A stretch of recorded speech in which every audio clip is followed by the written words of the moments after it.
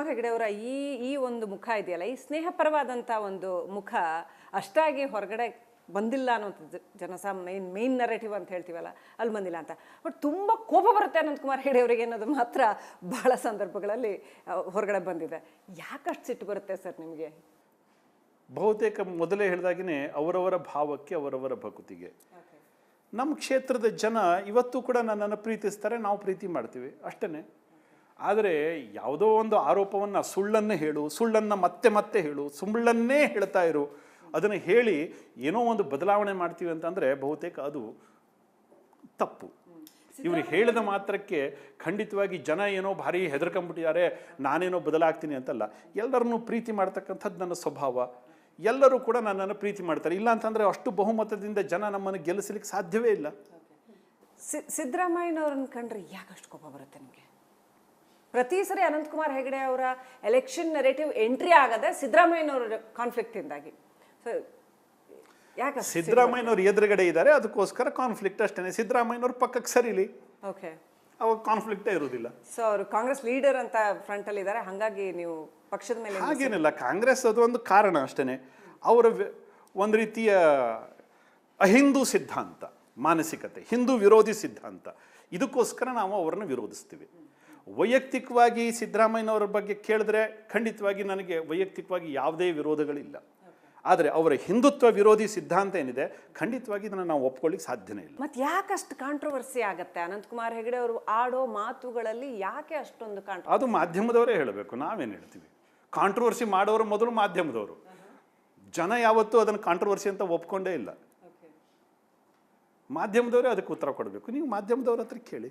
ಅಂದ್ರೆ ನಾವು ಮಾಧ್ಯಮದವರೇ, ನಾವು ಇರೋದನ್ನ ತೋರಿಸಿರ್ತೀವಿ, ಅದಾದ್ಮೇಲೆ ಏನಾಗುತ್ತೆ ನಿಮಗೂ ಗೊತ್ತಿರೋ ವಿಚಾರ. ಕೆಲವೊಂದ್ ಕಡೆ ಕೈಗೆ ಸಿಗಲ್ಲ ಅಂತನಾ ಅನಂತಕುಮಾರ್ ಹೆಗಡೆ ಅವರು ಈಸಿಯಾಗಿ ಸಿಗೋದಿಲ್ಲ ಅಂತಲ್ಲ, ಅಥವಾ ಇಲ್ಲ ಒಂದ್ ಕಡೆ ಸ್ವಲ್ಪ ಇಂಟ್ರಾವರ್ಟ್ ಆಗ್ಬಿಡ್ತಾರೆ ಅಂತನಾ?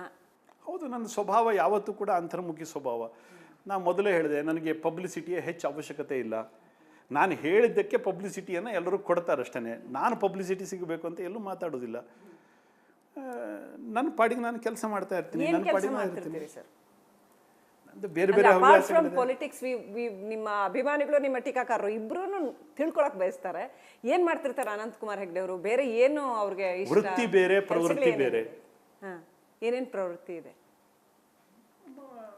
ವೈಯಕ್ತಿಕ ಬೇರೆ ಬೇರೆ ಅನೇಕ. ಲಾಸ್ಟ್ ಟೈಮ್ ನಾನು ನಿಮ್ಮ ಹತ್ರ ಮಾತಾಡಿದಾಗ ನೀವು ಫಾರ್ಮಿಂಗ್ ಬಗ್ಗೆ ಎಲ್ಲ ಆಸಕ್ತಿ ತೋರಿಸಿದ್ರಿ, ಪರಿಸರ ಸಂರಕ್ಷಣೆ, ಗ್ರೀನ್ ಇದು ಅದ್ರ ಬಗ್ಗೆ ಎಲ್ಲ ಆಸಕ್ತಿ ತೋರಿಸಿದ್ರಿ. ಆಮೇಲೆ ಆಯುರ್ವೇದ ಗ್ಲೋಬಲ್ ಹೋಗಬೇಕು ಅನ್ನುವಂಥದ್ದು, ಅದ್ರ ಕುರಿತಾಗಿ ಒಂದಷ್ಟು ಪ್ರಯೋಗಗಳನ್ನು ಮಾಡಬೇಕು ಅಂತೆಲ್ಲ ಆಸಕ್ತಿ ತೋರಿಸಿದ್ರಿ. ಏನಾಯ್ತದೆ? ಮುಂಚಿಂದನೂ ಕೂಡ ಅನೇಕ ಸಾಮಾಜಿಕ ಚಟುವಟಿಕೆಗಳಲ್ಲಿ ನಾವು ನಮ್ಮನ್ನು ತೊಡಗಿಸ್ಕೊಂಡಿದ್ವಿ. ಹಳ್ಳಿಗಳಲ್ಲಿ ಶಿಶು ಮಂದಿರಗಳು, ರೂರಲ್ ಡೆವಲಪ್ಮೆಂಟಲ್ ಬೇರೆ ಬೇರೆ ಆ್ಯಕ್ಟಿವಿಟೀಸ್ಗಳು, ಆಮೇಲೆ ಕೃಷಿ, ಈ ಥರ ಹಲವು ಆರೋಗ್ಯದ ಕೇಂದ್ರಗಳನ್ನು ಇದು ಮಾಡ್ತಕ್ಕಂಥದ್ದು, ಹಳ್ಳಿ ಔಷಧಿಗಳನ್ನು ಅಭಿವೃದ್ಧಿ ಪಡಿಸ್ತಕ್ಕಂಥದ್ದು, ಈ ರೀತಿಯ 10 ಚಟುವಟಿಕೆಗಳಲ್ಲಿ ನಾವು ತೊಡಗಿಸ್ಕೊಂಡಿದ್ವಿ. ಕದಂಬ ಅಂತ ನಮ್ಮ ಒಂದು ಸಂಸ್ಥೆ ಇದೆ. ಅದರಲ್ಲಿ ಸಹಕಾರಿ ಸಂಸ್ಥೆಗಳಿದ್ದಾವೆ, ಬೇರೆ ಬೇರೆ ಮಾರ್ಕೆಟಿಂಗ್ ಸಂಸ್ಥೆಗಳಿದ್ದಾವೆ. ಇದ್ರ ಜೊತೆ ಇತ್ತೀಚಿನ ದಿನಗಳಲ್ಲಿ ನಾವು ಅನೇಕ ವೈಜ್ಞಾನಿಕ ಸಂಶೋಧನೆಯ ಕೆಲಸಗಳನ್ನು ಕೂಡ ನಾವು ಮಾಡ್ತಾಯಿದ್ವಿ. ಗ್ರೀನ್ ನ್ಯಾನೋ ತಂತ್ರಜ್ಞಾನ ಇವತ್ತು ನಾವೇ ಬೆಳೆಸಿರ್ತಕ್ಕಂಥ ತಂತ್ರಜ್ಞಾನ. ಜಗತ್ತಿನಲ್ಲಿ ಇವತ್ತು ತುಂಬ ವ್ಯಾಪಕವಾಗಿ ಅದರ ಬಗ್ಗೆ ಚರ್ಚೆ ನಡೆದಿದೆ. ಹೈ ಎಂಡ್ ಗ್ರೀನ್ ಫಾರ್ಮಾಸ್ಯೂಟಿಕಲ್ಸ್ ಹೇಗೆ, ಮತ್ತು ಮುಂದಿನ ದಿನಗಳಲ್ಲಿ ಈ ರಾಸಾಯನಿಕಗಳಿಂದ ಹೊರಗಡೆ ಬಂದು ನಿಸರ್ಗಕ್ಕೆ ತುಂಬ ಹತ್ತಿರ ಇರತಕ್ಕಂಥ ನ್ಯಾಚುರಲ್ ಪ್ರಾಡಕ್ಟ್ಸ್, ಇದನ್ನು ಹೇಗೆ ಡೆವಲಪ್ ಮಾಡಬೇಕು, ಇದರಲ್ಲಿ ನಮ್ಮನ್ನು ನಾವು ತೊಡಗಿಸ್ಕೊಂಡಿದ್ದೀವಿ. ಅನೇಕ ಕೆಲಸಗಳು ನಡೀತಾ ಇದೆ.